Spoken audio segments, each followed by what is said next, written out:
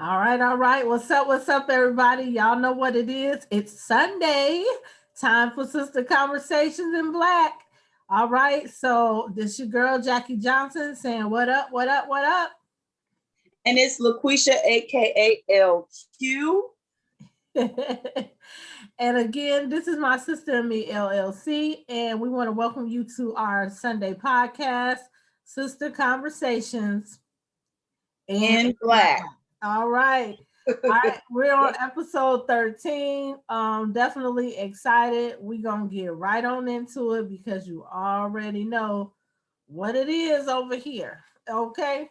So we're gonna go ahead and kick it off since you want to kick it off, or what do you want to do? Sure. Thank you so much for tuning in. Just remember to examine what is said and not who is speaking.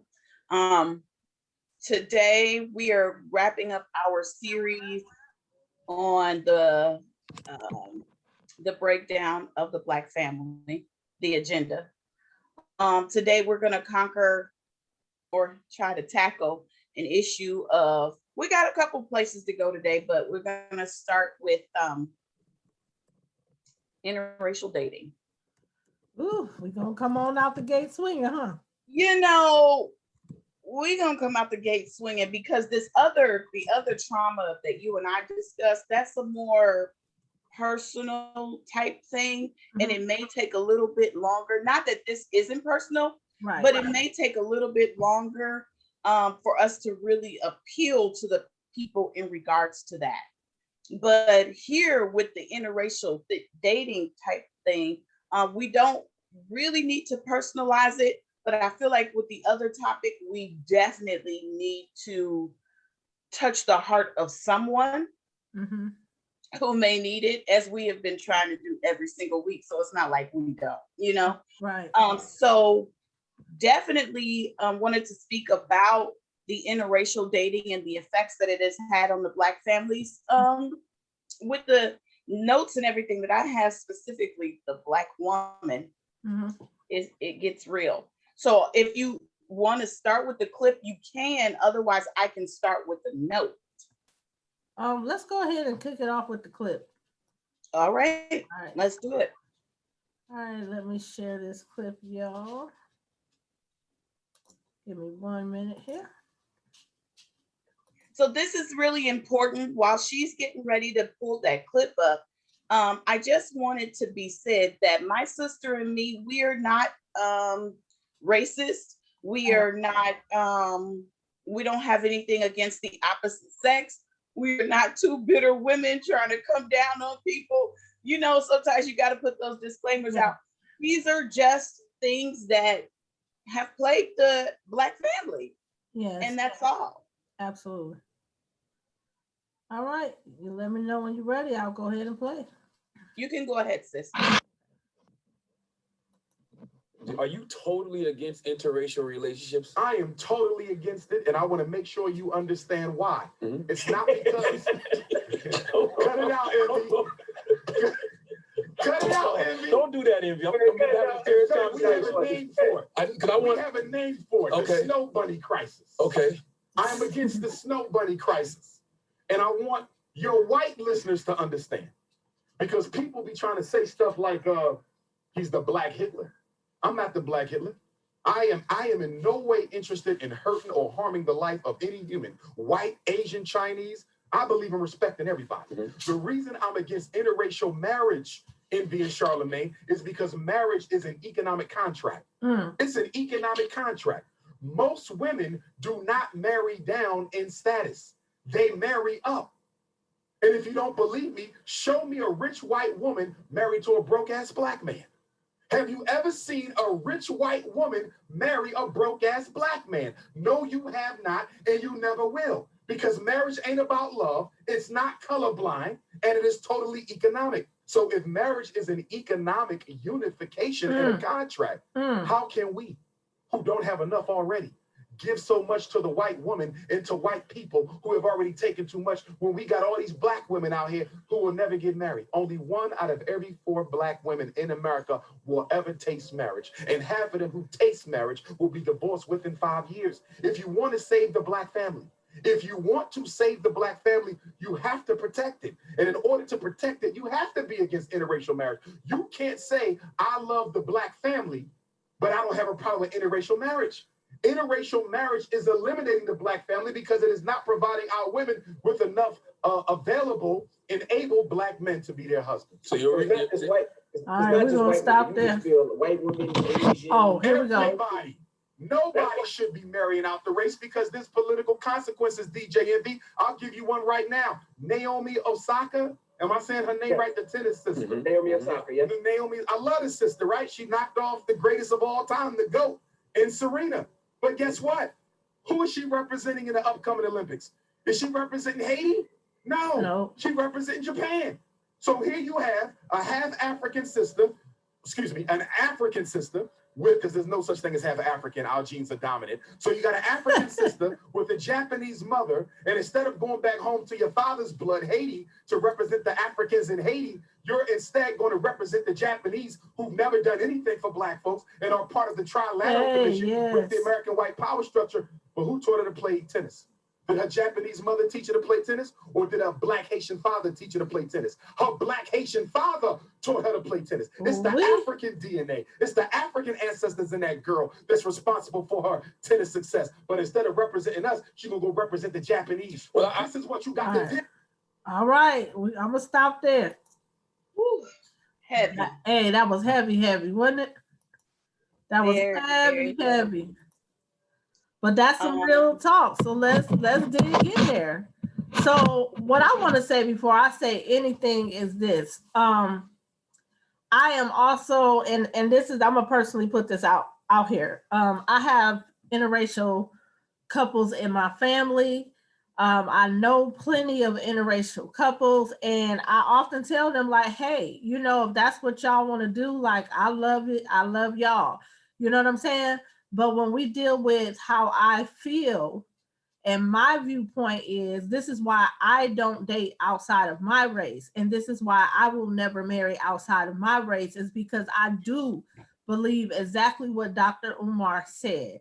If you love the Black family, you have to protect the Black family. And unfortunately, we do live in a time, and even in an economic status, and even when you look at all the stuff that is happening to us as a race, they are annihilating us. They are hunting our men. They are hunting them. They are trying to kill us. They are trying to take away our race. When it comes down to it, who is that person going to protect? If you're married to someone outside of your race, and it comes down to race, are they willing to stand up and die trying to protect you? Or are they going to protect their mothers and fathers, the family that they came from that looks like them? Like, to me, that's too much it's too much responsibility to place in somebody's lap. And so I definitely agree with Dr. Umar. I think that, you know, his statement when he said, have you ever seen a rich white woman marry a broke Black man? No. When they do marry our men, they marry our successful men, our men with money, our men who have achieved some type of success. And so, again, you take eligible, accountable, responsible Black men who can actually give to a family, give to that wife, give to a, you know what I mean? Like, who could enrich our culture, our race, our people. And now you've taken that and moved it somewhere else. And so we can go a million ways with even that, with why our men choose to marry outside of the race. And again, I want people to understand that this is not about hate of another race. Many of my closest friends are outside of my race, and we love each other. But the reality is, what he said is true. Marriage is an economic contract. It is an economic state of being. You marry someone to come together to build with them. You understand what I'm saying? That's not just emotional, that's naturally built with them. You're trying to accumulate wealth. You're trying to do things that will help your family, that will help your generations to come, that will set your children up. So I do agree with that. And that's just my stance. And And again, I pray that nobody feels, offended, but it is what it is. Like, I'm a Black woman. At the end of the day, I love my skin, I love my culture, I love my people, and I love our Black men. And so at the end of the day, like, I want to see my Black sister married and happy and building with a Black man. You know what I mean? Like, if she chooses something different, then everybody has a right to that choice. But again, those things affect our culture and our people as a whole. All right, there you have it. I just wanted to piggyback on one thing that he said about the social economic. So in my studies here, from Dr.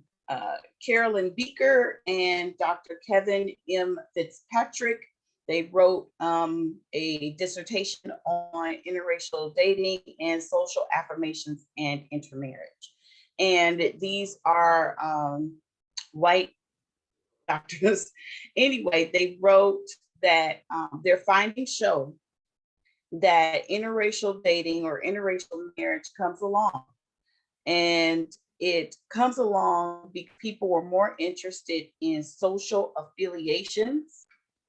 And social affiliations are the single most determining factor influencing an individual's desire for intermarriage. The only one thing that I'm kind of not really in disagreement with Dr. Umar on,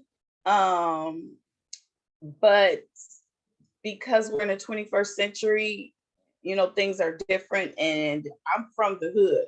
So in the hood, there are times where Caucasian women marry or get with Black men that don't have money. But they take care of them, they do things for them, they really they do a lot of things for them. They don't necessarily have money. Can I say something right there, sis? Well, hold on just a Okay. second. Let me just finish. But those men, they are ones that don't want to work. They are ones that don't want to be accountable. And so there are women, and I'm not just saying white women, but I've seen a lot of white women that allow the Black man to get away with a lot of things. So they will marry them for that. They will marry them because it's almost subservient. What were you going to say, sis? No, I was just going to point out that he said, you've never seen a rich white woman. Right. No, yeah, that's why I said it. Yeah, that's why We I said definitely all done seen some regular white women who done got with some brothers who ain't have nothing. And that's one of the reasons why they get with them, as you said, is because they typically, and I'm not, saying all, but for the majority's sake, a lot of white women who marry Black men who don't have anything, they get with them because they will not require anything of them. They take care of them.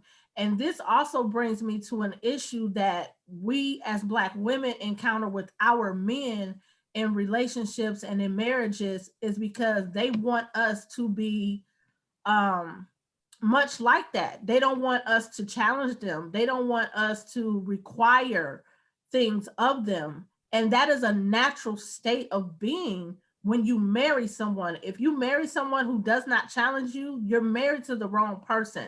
Because if we're going back to what a wife and a woman does for her husband, her man, is you're supposed to be his help. And I can't help you if I can't challenge you to do better and be better. I can't help you if you don't allow me to. And here's the thing, if you wasn't doing anything, you wouldn't need help, right? So that means if you need help, you're supposed to be actively moving and progressing and working towards something. So to get a woman who doesn't challenge those things, that's not a wife. You just got a woman. You know what I'm saying? And so a lot of times, and then this goes back to what we've been talking about with the agenda and the trauma and the dysfunction that our culture has been enduring for years and years and years, because he is not a whole man who understands his purpose and what he's supposed to do and who he is born to be, he thinks that he needs a woman who will take care of him because he just wants to do what he wants to do. But that is not what a husband does. If you're a man who want to do what you want to do and you don't want to have no responsibilities and you just want to wing it in life, do not get married. Because what you want to do is still be a single man, figuring out your life. And when you get tired of being a single man, you'll start figuring it out. But when men get married to women and expect for them to just literally sit there and be like, oh, whatever you want to do. Oh, you don't have to pay bills. Oh, you don't have to get a job. Oh, you don't have to be accountable. Oh, you don't have to be responsible. That is not what a husband does. And I know that someone out there is going to say, well, you guys are biased because people marry for love. You know, I've had Black men say, you fall in love with who you fall in love with. You know, I fell in love with her. Doesn't matter if she's white, whatever. You know what I mean? That's my preference.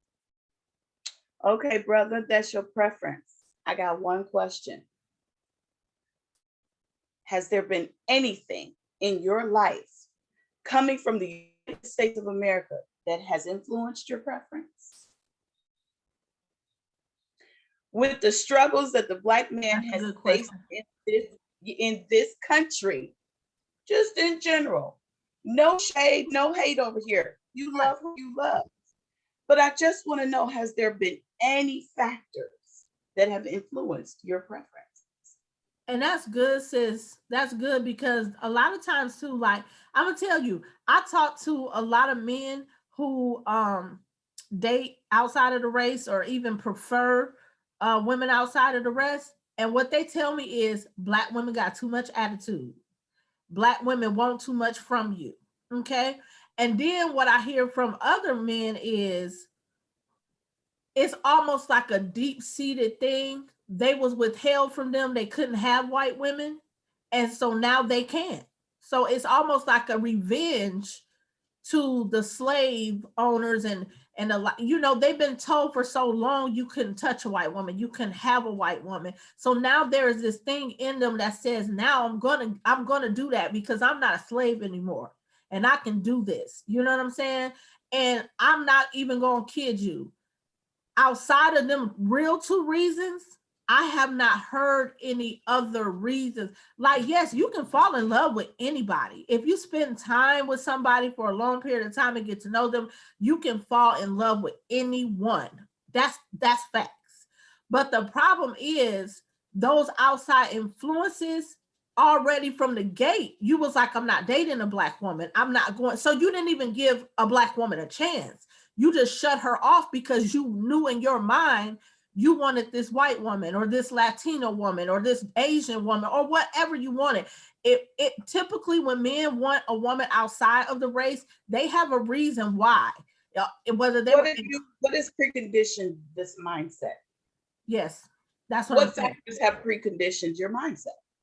What trauma? And right, because I'm about to say, because then you can trace it back to how their mamas was, the interaction with the mamas, and you thinking every Black woman is like your mama, so you don't want that. You know what I mean? Like, I don't want the dysfunction that my mom gave. She always yelled, she always screamed, because I hear that too. You know, men who come from homes where the woman was very aggressive, or she was very, like, always seemed like she was mad or mean. Like, they think like all Black women are this way. So I don't want a Black woman. And if you are a Black woman who gets loud or who argues with them, like, nope, absolutely You're not. Preconditioned. Exactly. So when you say to one of us, this is my preference, this is who I love, what factors have preconditioned you to that form of love? Right. Because originality, in the original form, you were with me. Yep. This skin tone, these dreads. Mm-hmm. You were with someone like me, someone like my sister. Mm-hmm. So there has been something that has preconditioned you. Exactly. Now, moving to the Black woman that dates outside of her, that marries outside of her marriage, let's get to that. Get to it. A lot of Black women, we don't set out saying, I'm going to marry a white man today, or an Asian man, or Hispanic man, or Latino man. Hispanic, Latino. Anyway, we don't set out doing that. Options are limited. Options are limited with the Black man. Okay.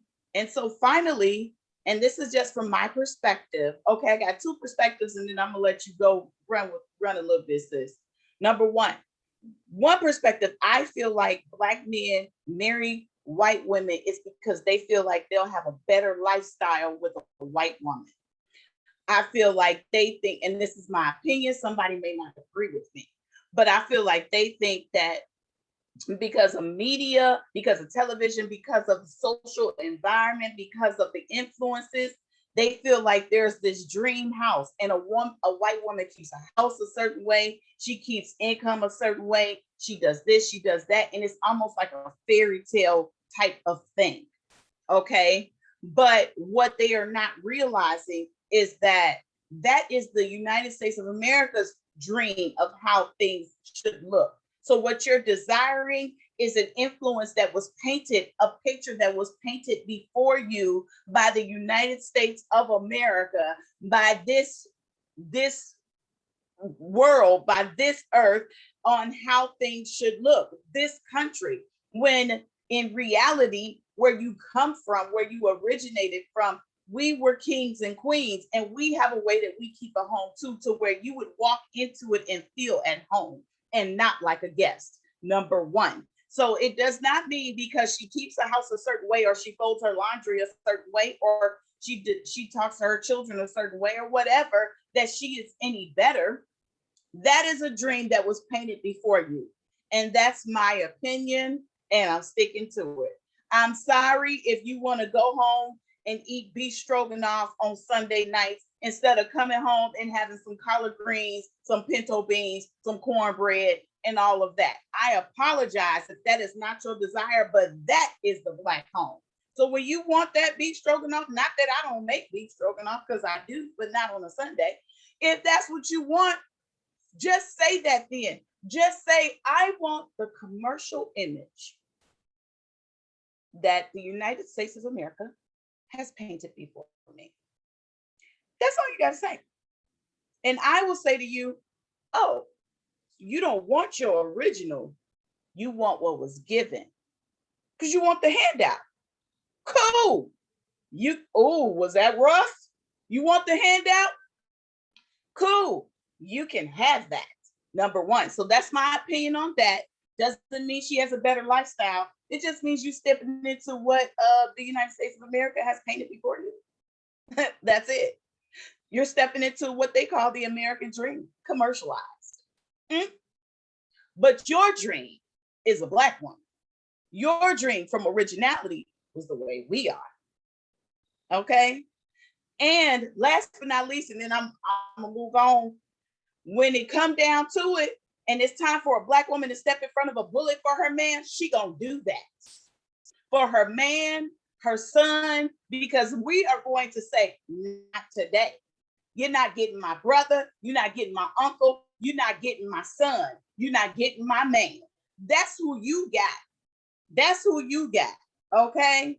You got Carmelita Jones. That's who you got. If y'all don't know, look her up, 1971 Blaxploitation. That's who you got. But instead, and I'm not a racist, love my white sisters. Some of y'all real cool. But instead, you got somebody else that's going, oh, well, let's just do this. Let's just take it to the law. As you're getting your behind beat by a police officer, she's going to tell you to calm down or yell from the sideline. Why are you doing this? Why? A Black woman, she liable to jump in there and knock somebody out. Am I lying, sis? You hit my man in front of me, it's a problem. We are protectors by nature. We protect what we love. Period. And that's just it's a problem. We're passionate about what we love. And at the end I can hear somebody say right now, well, then the both of you will be going to jail. Okay, my name is Angela Davis today. Yeah, fact. Because we're going to fight this fight together. So if you want to go to Sharon or whomever, be my guest. My name is Angela Davis. That's who you going to get. Number two, The second thing, and then I'm gonna move and let my sister flow with this for a minute. Black women date outside their race because y'all treat Black women like they ain't nothing. And so what they see is, what you aren't noticing, the ones that treat Black women like they not nothing, is how America is more and more commercializing Black women with white men. You see it on commercials, you see it on movies, you see it on shows, Scandal. Heck, even The Walking Dead, Miss Jones and Rick, two complete opposites. Miss Jones came from a prominent African setup. Rick was a sheriff, white setup. And they ended up together because everybody is dying off or turning into zombies. So guess what? Miss Jones' choices, they were limited. And I know somebody will say, how could she compare the two, Walking Dead with reality? Baby, because our options is getting shorter out here. They get limited. Y'all turning into zombies. Oh, yeah, they is. Y'all turning into zombies. Yeah, they is. Walk around here like y'all don't know nothing. Don't know nothing, brother. Okay, What's they going on? turning into zombies. They Sis. just want to shake y'all Negroes. Wake up. They turning. They Bro. popping pills and perks and all kinds. You're turning into zombies. Right. We ain't got right. no whole bunch of options. Just So here high comes all the Rick. time. You don't want Here to comes deal with Rick. life. Rick Bro. ain't popping the perk. Rick ain't wearing skinny jeans. Rick got on some Wranglers and some cowboy boots, man clothes. Rick going to work every day. Okay, because y'all done took off your dashiki and put on some tight leather pants. Oh my God, trying to be sick. Also, if I something off this perk, I'm a what? I don't want you. I don't want you. Yeah. So this is why the Black woman is drifting off to men outside of our races, because our options is limited. Y'all out here turning into zombies. Like, I'm gonna need y'all to get that together. Listen, we don't all want to go to New York and go find a high sometimes we want the man that we know. Sometimes we want the man that we cool with. We don't always want to go and have to travel all the way to Africa to go and get, some of these arranged marriages, to go and get somebody. Oh, we can go there. Because you got a lot of Black women going to arranged fixed marriages with Africans too. Be Black, because they tired. Y'all think listen. They is marrying these Africans, getting these green cards, these A1 visas, because they tired. And some Black women see the agenda. Okay? So somebody ain't gonna like it, but it is what it is. That's why I had to say, sis, you can flow for a second. I'm gonna pull them. Well, I mean, you said a lot there. Zombies. You said a lot there. And I mean, I will agree that typically when Black women go outside of their race, it is exactly for that reason. They feel like there are not many options left for us, and the men who are left don't want us, or they don't treat us well. And so one thing about Black women is, as much as we want to build with our Black men and be in love and have relationships and marry a Black man, like, we're not going to settle for being treated like crap. We're not. We may deal with you for a while because we recognize your trauma, we recognize your dysfunction, and we'll love you enough to try to help you come up and help you deal with that stuff. But if you don't allow us to, and you want to fight us and you want to stay the same, she's not going to stay with you. If she's a good Black woman, she's going to get tired eventually and she's going to move it around, so that's rough. And so depending on, again, I also think the factor too is how she grew up. If she grew up watching her daddy, who was a Black man, not do right by her mom, and if that's all she saw, then she probably grew up with the expectation, because we got to remember, no matter who you are and where you were, you watch TV, and TV became the reality that you wanted. What you saw on TV is what you wanted. You wanted the big house with the white picket fence. You wanted the husband with the children and all that. You didn't see that in your environment. You saw that on TV and said, that's what I want.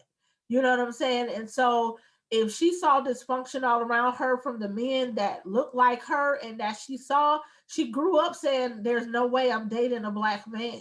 You know what I'm saying? I'm going to get this white man with this picket fence and this dream, and he's going to treat me like a gentleman, because that's what you saw on TV. You saw white men who treated their women like they were supposed to be treated, opened doors for them, didn't force themselves on them on the first, second, third date. Like, you know what I mean? These are the images that we saw. Took them out to fancy restaurants. And so she begins to idolize that life. And that's what she wants. And she doesn't see a black man doing those things. So that young lady could have grown up and just said, I want that.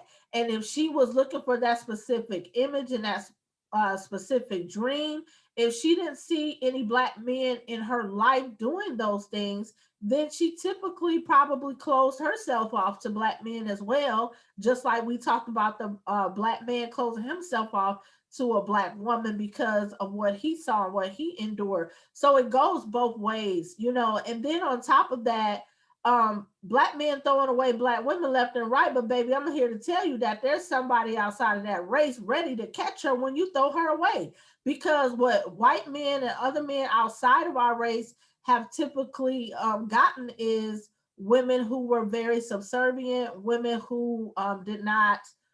And I want to be careful, because a quiet woman is not a subservient woman, but sometimes men want a woman who's going to challenge them, who's going to strengthen them, who's going to, they feel like really has their back. And so when men look at black women, that's what they see. They see the strength of that black woman. They see how they hold their men down. They see how they fight for their families. And I'm here to tell you that there are men outside of the race who want that, because their race of women don't typically have that quality. So they're already waiting. They're like, and they know what we're lacking from our men. So they come in like, hey, I'll provide you with this. I'll provide you with that. I'll treat you like a woman. I'll treat you like a queen. You know what I mean? And so, hey, it just is what it is. So there's things on both sides that draw people to the interracial relationships.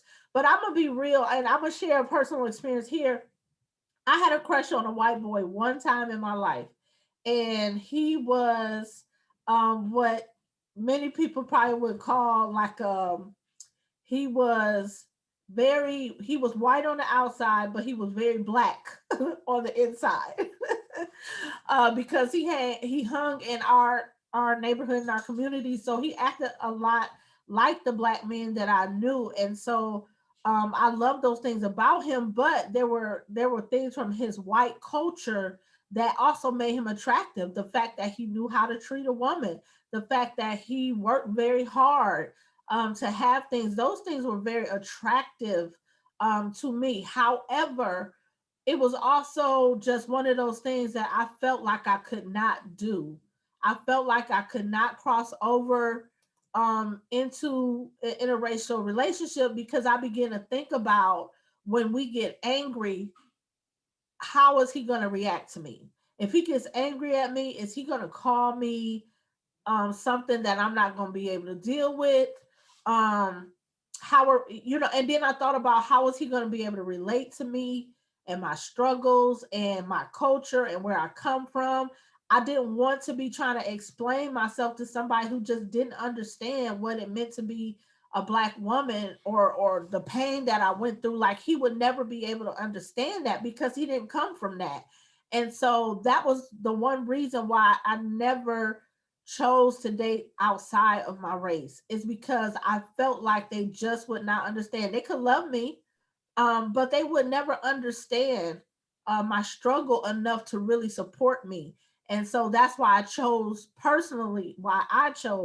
not to. It wasn't until later, when I began to learn about the Black family and the breakup of the Black family and the mindsets behind it, and even the strategic plan to break the Black family up, that I really understood that it was much more than even what I thought, that it was really about preserving our culture and our people. So in my mind, it was like, I know there's other good men out here, but Lord, send me a good Black man. You know what I mean? Because I really had a desire to be with a man who looked like me, who endured the things that I did, who would understand me, who could, gird me and protect me. And so, I mean, y'all, at the end of the day, like, this is not a bash to anybody. People gonna do what they're gonna do. But the reality is, in a time like this, I think we need to consider these things, and we're gonna have to deal with it because they're trying to kill us off. And who am I safest with? In a time where it's really coming down to race, who am I safest with? Am I safe with a Black man who is there to protect his family, who loves his family, who is going to do everything he can to protect us, and we're going to be there protecting our family together? Or am I better off with somebody outside of my race who doesn't understand the struggles, or doesn't even believe that we're being targeted, or doesn't even believe that they are trying to annihilate us? Who am I safest with? And those are the things that I think about and ask the questions about. But it really grieves me because our Black men are not understanding the same fact, and they don't have that same tenacity that we have about our race. You know what I mean? Like you spoke earlier, sis, about how a Black woman will protect her man, her sons, her whatever, because we have this thing about our family. Our family unit is everything. Our family unit is the one thing we will lay our life down for. It is the one thing we will risk everything for. It's the one thing we will sacrifice everything for. Our husbands, our sons, our daughters is our world. And I'm sorry, but I don't know any other race of people who are that passionate, as far as a woman who is that passionate about her race and her particular family. Yes, they love their husbands, they love their children, but I don't know, y'all. It's something about a Black woman's love for her husband and her children. She will literally get out there and she will risk her life just like he's risking his life for the sake of that family. Well, it's because we understand the struggle. It's because of our struggle. Only we can relate deeply to the struggle. I put up a post that said, if you tell me, I'll forget. If you show me, I might remember. But if you get me involved, I'll be impacted. Okay?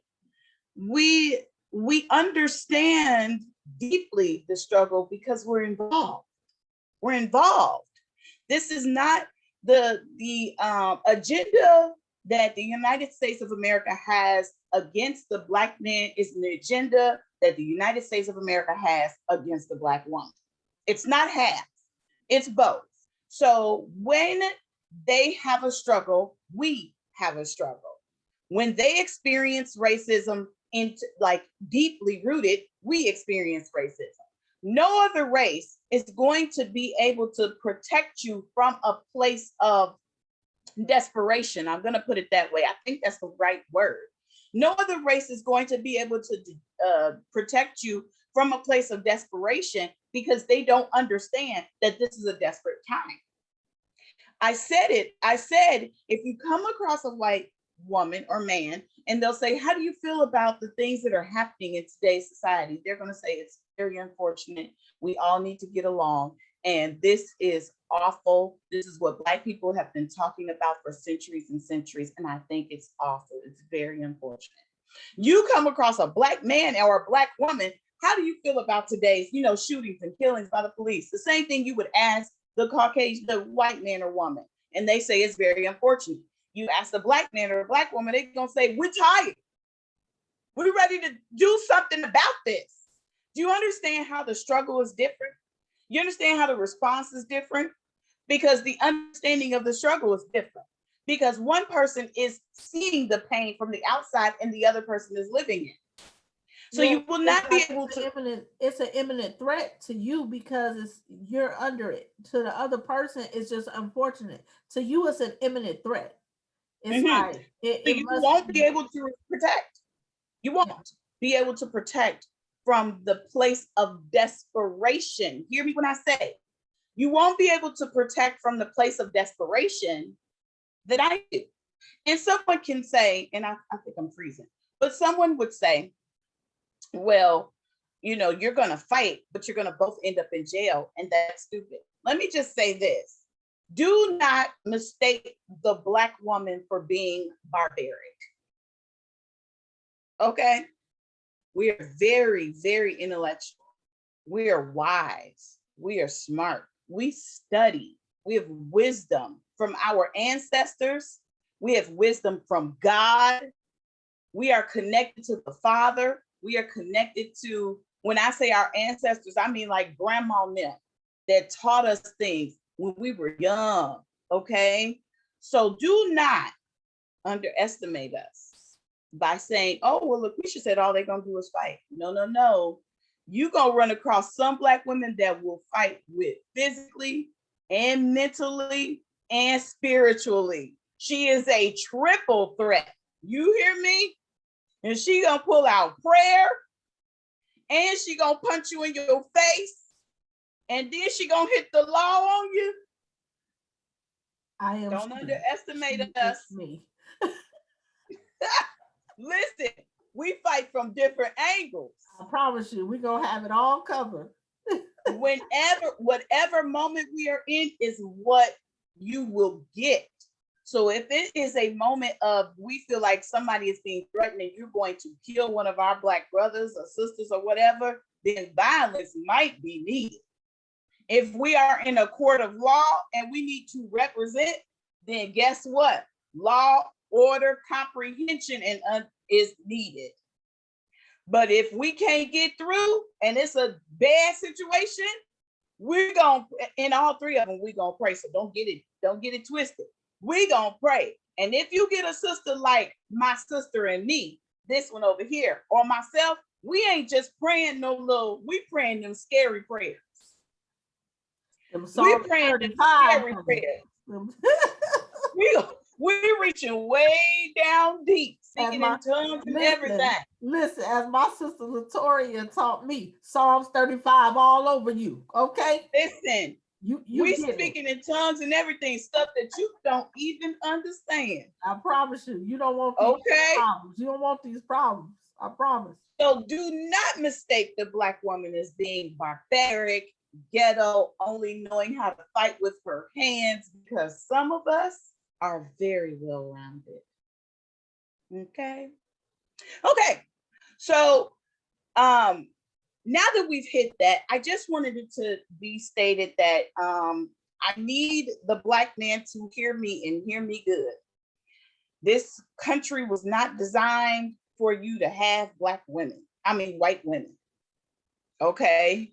I understand that you fall in love with who you fall in love with, but it was not designed like that until I think we talked about it in the first week, 1964, 62, 64, when they started kicking y'all out the house and putting us on welfare.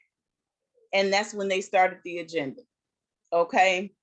I'm gonna keep it real, because in slavery times, when y'all were made to marry us, or when you fell in love with us, or when you were made to marry us, the Black man did not desire to have a white woman. I don't care what nobody say. Them slaves was not desiring to be with master's wife.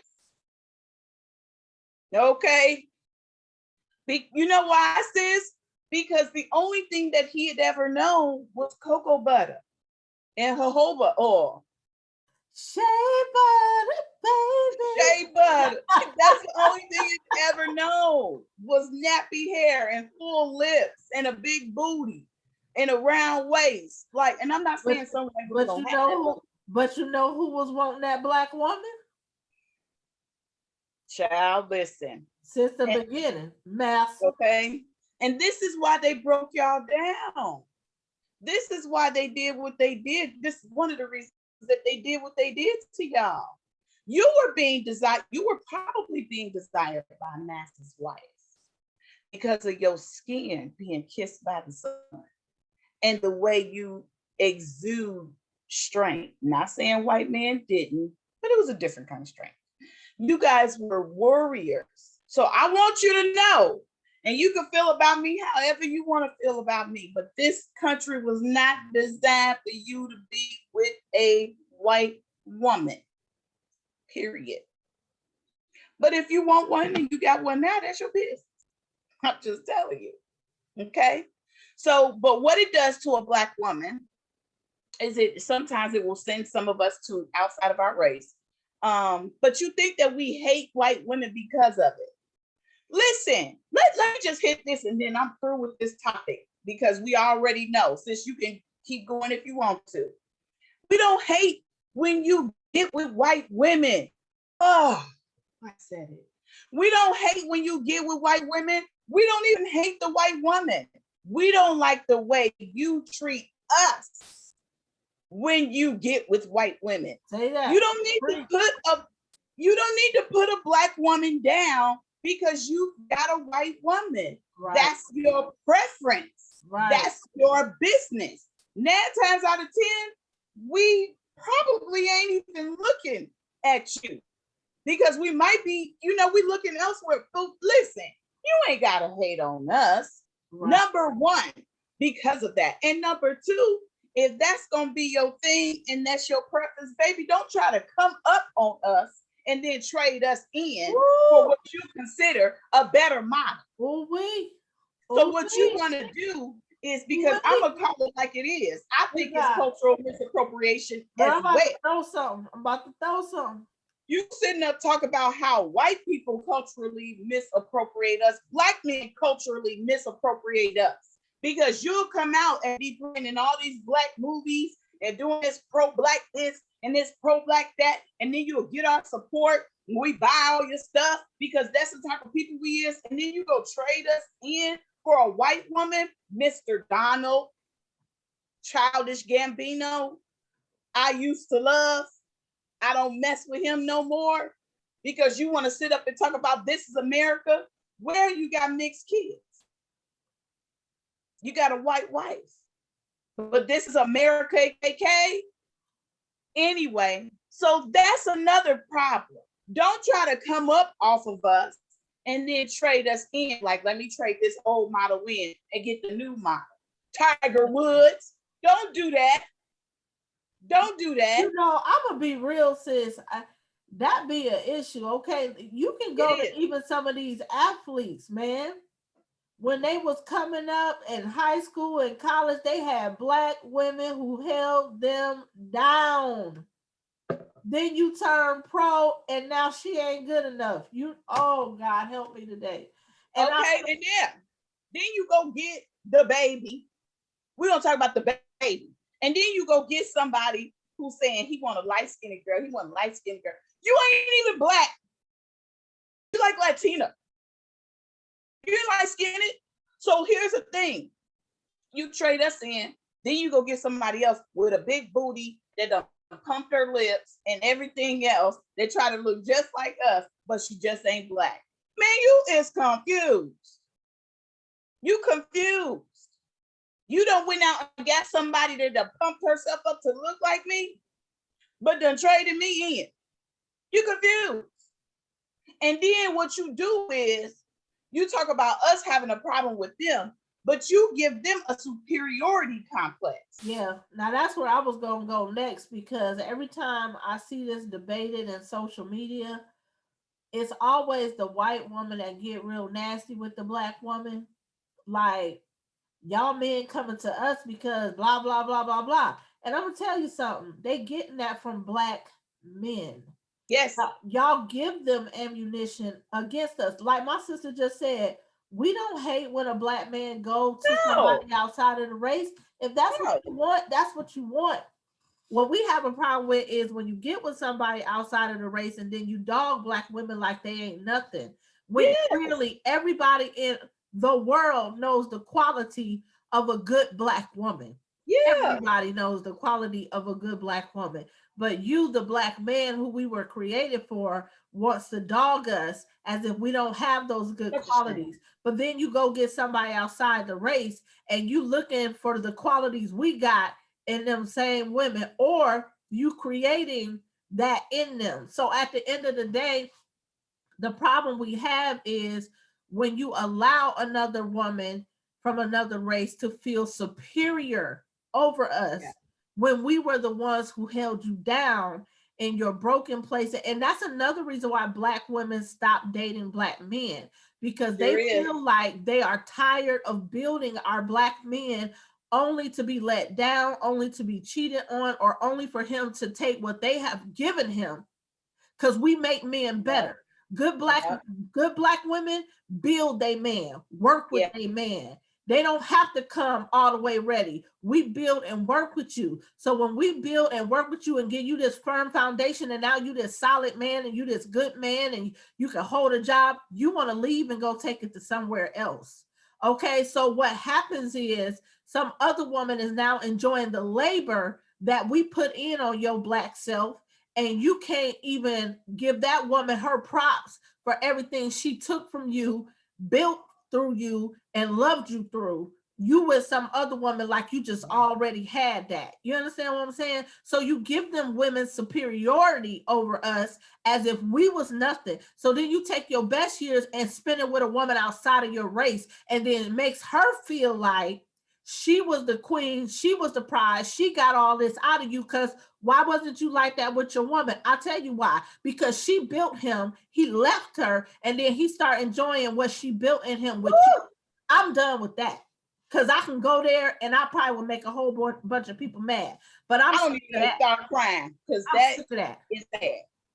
It's sad. I'm sick of it. And it's like, come on. It's like, come on. And please don't get me wrong. I know that there are some Black men out there who on their stuff. Okay. They a Black man. They respect the woman that helped them build. And they like, I ain't never gonna let her go. Kudos to you, bro. But there's a whole lot of them out here who ain't. And them is the ones that we keep finding. And that's what Dr. Umar meant when he said it makes it more scarce for that Black woman to get a eligible Black man. Okay, because eligible means that you are at a place where you can build, you're at a place where you understand certain things, eligible. And so I'm telling you, that was sad when he said 1 out of 4 Black women, only 1 out of 4 will marry. And out of that 1 out of 4, half of them will be divorced in 5 years. 5 years? And it ain't because of her. I'm telling you right now, it ain't because of her, because the Black woman will build. She will build with you when you ain't got nothing. She will build with you when you acting a plum fool. She will build with you. She will work with you. She will labor with you. She will pray for you. It's that Black man who don't stand still. It's that Black man who don't hold his ground. It's that Black man who refuses to submit to God. It's that Black man who refuses to become better. He walks off and goes somewhere else, and all you about to do is wreak havoc in another woman's life, whether it's inside your race or outside of your race, because you need to get yourself together and be a man. Which leads me to the next. All right. She said what she said. I'm in 100% agreement. Which leads me to the second part of this: trauma and healing. I put a post up the other day. It was a video talking about trauma and healing. It was in my meditation hour. One thing that I have understood, have learned in the midst of my healing is that we have to be very careful what we ask for when we're in our process. What do I mean? What I mean is there are a lot of people that have not healed from trauma. A lot. Trauma, let me just go ahead and define some different categories. Trauma can be the loss or a negative effect on you emotionally, mentally, spiritually, very deep. And it can result from loss of a loved one, job, some form of a relationship, anything that deeply impacts you to where you feel a loss or abandonment or some sort of harm. Okay, it can be an accident, it can be a car accident, it can be anything that has interrupted what would be your normal way of life and thrown a monkey wrench in there and just completely messed you up. That is trauma. So it's not just relationships, it's everything. we have to understand, even if you lose a job that you were on for 5 years, for 10 years, for 20 years, and you lose a job and you think, oh, I just lost a job, I'll get another one. That can turn into a traumatic experience because you have built a reality around having that 20 plus year job, 5+ year job. And because it's a part of your reality, now that you've lost it, there's a monkey wrench that has been thrown in there. Same thing with, it could be a car accident, Lord forbid. It can be the loss of a loved one whom you've had your entire life. It can be the loss of a relationship. All of those things that throw monkey wrenches in what your reality is can result in trauma and have a very negative impact on you. Okay? So do not think, oh, I just lost a job or I just lost an apartment that you maybe had for a year and you struggled to get apartments. Even that is a traumatic experience. Anything that negatively affects your reality can turn into a traumatic experience. Okay, anything. It can be something on the news, anything. So what I need you to understand is that there is a healing that needs to take place. Maybe some things need a deeper healing than others, but there's still a healing that needs to take place. Whether it be a break in your reality from news coverage, because 2020 was very hard. So we all saw a lot of things. We saw George Floyd say his name murdered right in front of our eyes on television and on YouTube, social media. That is a break in our reality. We've gone from Rodney King to George Floyd and still no progress. Remember what happened with Rodney King. They beat him until his life was an inch short. And we went out there and tore LA up and plenty other places. Then we went from Rodney King to OJ. And even though a lot of us probably thought OJ was guilty, we didn't give a hell. Let's just be real. Why? Because of the trauma that we had experienced with Rodney King, we was like, oh, well, I hope we get off. I'm sorry to OJ Simpson's his ex-wife's family and the other young man.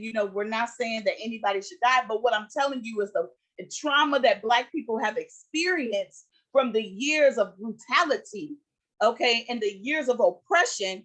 We, at that point, when you saw Black people dancing in the street because he had gotten away with that, we was like, finally, they know how we feel. Because y'all been killing us forever, Emmett Till, and getting away with murder.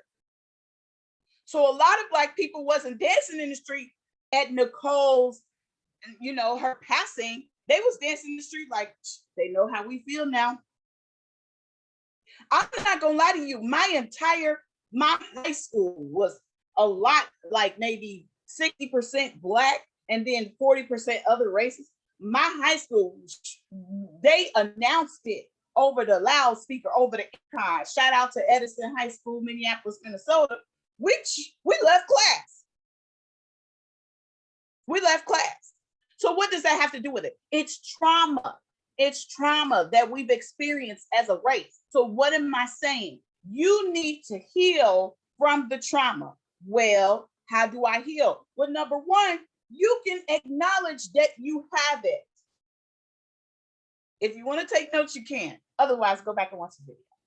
But you can acknowledge that you have the trauma, because a lot of people be like, "Oh no, I'm healed. If I wasn't healed, I'd be done killed somebody." Just because you haven't killed somebody don't mean you healed. Men always say I'm good. It doesn't mean that you're healed just because you haven't killed someone. It just means that you know how to suppress what you've gone through. That's it. You know how to suppress the feelings attached to that trauma that you've gone through, but that does not mean that you're healed at all. So the first one, you can acknowledge that you have the trauma. Two, when you think of the trauma, how do you feel? And where is it located? Some people get a headache. Some people feel it in the pit of their stomach. Some people have stress on their back. How do you feel? Where is it located? Notice that. Number 3, what has triggered the trauma? Action and reactions. What has triggered your reminder of the trauma? Because whatever those triggers are, that's triggering the negative feeling that you're having from that memory of that trauma, you may want to get away from those triggers or figure out a way to no longer have those as triggers. Another one, has there been forgiveness on your side or the other side? Has there been forgiveness? It's like number 4. Lastly, and we can go on and on and on because there are so many ways to deal with it, but I'm giving you 5 today. Lastly, before responding, go within. Go within. Process. Because that will stop your reactions to other things based on trauma. Okay, so now, what happens when you dealt with the trauma? Okay, and then I'm gonna turn it over to my sister, but I just wanted to give you those 5. What happens when you've dealt with the trauma? You also have to do therapy, but listen, if you follow those 5 steps, and there are plenty more, that is therapy. That is therapy. It's very therapeutic, okay? You can process that stuff, that information while you're on walks, while you're working out, while you're doing whatever you do. Some of y'all toke, whatever. While you do whatever you do with your therapy. Now, what happens when you haven't dealt with the trauma? Let's just go to relationships. When you haven't dealt with the trauma, and I'm just using this for an example, okay? So it can be men or women. But when a person comes into your life and you haven't dealt with trauma, let's say from your last relationship, and you're still hurt, the boundaries that you set and the things that you ask for are coming from a place of brokenness and not wholeness. Do you understand what I'm saying? They're coming from a place of brokenness and not wholeness. So the terms that you set are not necessarily from a place of wholeness, from a place of brokenness. Those are the terms because you haven't dealt with your trauma. Okay. And so a lot of times with women, even because we were just talking about this, they'll accept a Black man back into their life and they'll accept the little bit that he has to give